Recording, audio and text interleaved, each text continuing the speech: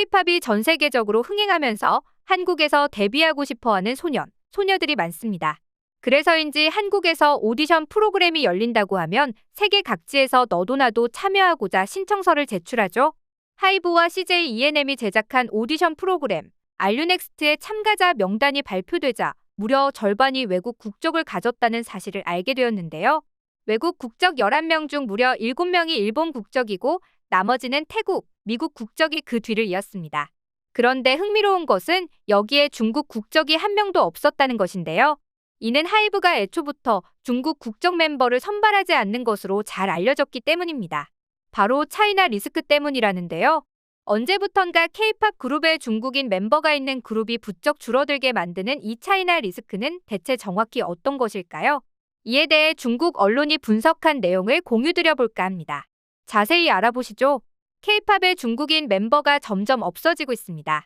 이에 대해 반중 감정 때문에 그런 게 아니냐 하는 분들도 계시지만 여기에는 이것보다 더 복잡한 이유들이 있습니다. 왜냐하면 열심히 한국에서 활동하고 있는 K-팝 멤버들이 아직 버젓이 남아있기 때문이죠. 그럼 대체 왜 중국인 멤버들이 K-팝 씬에서 사라지는 걸까요? 한국의 K-팝의 숟가락을 얹어 까고 싶어하는 중국답게 이에 대해 진지하게 고민하는 기사들이 중국 내에서 쏟아지고 있습니다.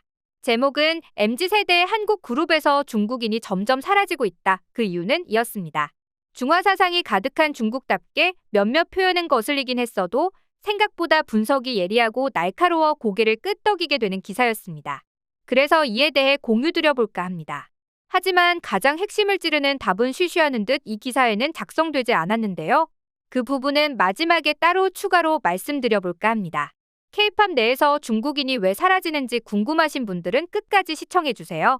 많은 이들이 한한령이 완화되고 있다는 소식을 들었을 것이다. 아마 중국도 어쩔 수 없었을 것이다. 한한령이 무색하게 중국인들과 중국 플랫폼들은 수많은 한국 영화와 드라마를 소비하기 시작했고 점점 더 많은 한국인들이 중국의 컨텐츠들을 장악하기 시작했다. 그러나 이렇게 중국이 한류 시장의 문을 다시 열었지만 소잃고 외양간 고치는 격이 됐다. 한국의 K-팝 그룹 내에서 중국인 멤버를 보기가 어려워졌다. 신기하게 태국인 멤버가 늘고 심지어 베트남 멤버까지도 등장했는데 말이다. 과거에는 한국은 중국인 멤버를 꼭 배치시켜 중국 시장을 개척하려 했다. 그도 그럴 것이 중국인들의 소비 파워는 세계 1위로 매우 어마어마하다. 그래서 한국의 대형 기획사 SM 같은 경우에는 중국 시장 점유율을 무시할 수가 없어 많은 우려들을 뒤로하고 중국인을 그룹에 꼭 넣기 시작했다. 과거 슈퍼주니어 M과 엑소를 보라. 이들은 데뷔를 할 때부터 K와 M으로 나눠 한국과 중국으로 활동 무대를 나눴다. 그 덕에 엑소는 한한령 이후에도 중국에서 전성기를 맞이할 수 있었다. 이런 이유로 SM은 중국 시장을 잡고 놓지 않으려 노력했고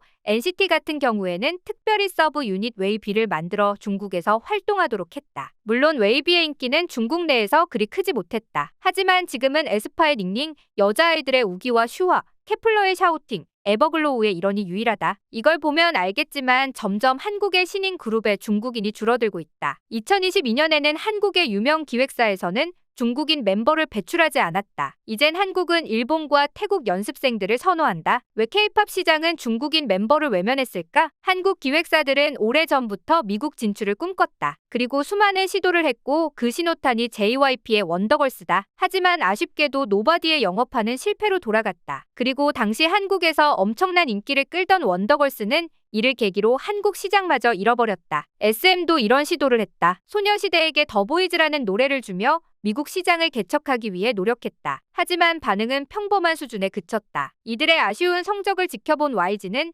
미국에 진출하지 않고 한국 시장에 집중했다. 그런데 흥미로운 건 한국에서 유행하기 시작하자 미국에도 슬슬 이름을 알리기 시작했다. 이렇게 이 세대 아이돌들이 미국 시장에 발을 살짝 걸쳐놓는 정도였다면 중국이 한한령을 시작한 이후로 나온 아이돌들은 아예 목표가 아시아가 아닌 서구로 바뀌었다. 그리고 이를 보란듯이 성공한 게 빅히트의 방탄소년단이다. 방탄소년단은 그야말로 아시아에서 레전드라고 해도 과언이 아니다. 미국에서 가장 먼저 크게 성공한 것이 한국의 유명 기획사가 아닌 소형 기획사 빅히트일 줄은 아무도 상상하지 못했다. 페이크 러브 이후 미국과 유럽 내에서 입지를 단단히 다진 이들은 그 다음 곡 다이너마이트로 그야말로 독보적인 1위로 우뚝 서게 된다. 그리고 이를 지켜본 YG는 걸그룹 블랙핑크를 내세워 아시아 시장과 유럽, 미국 시장을 빠르게 석권했다. 문제는 바로 여기였다. K-팝 아이돌들이 미국, 유럽 등 서구권에서 보란듯이 성공하자 중국은 찬밥 신세가 되었다. 한국 커뮤니티에서도 중국인은 잘해주면 곧 중국으로 돌아간다.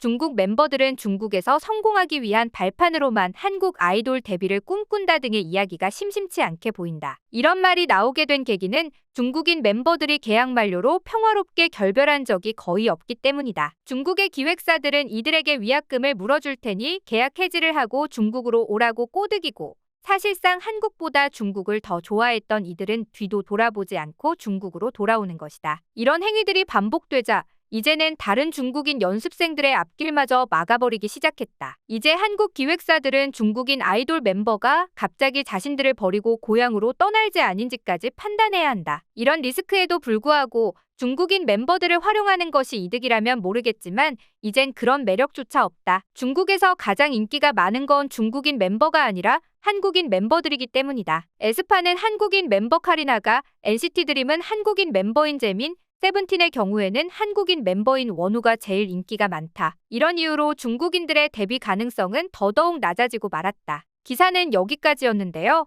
제가 생각하기에는 여기서 한 가지 이유가 더 추가되어야 할 것 같습니다.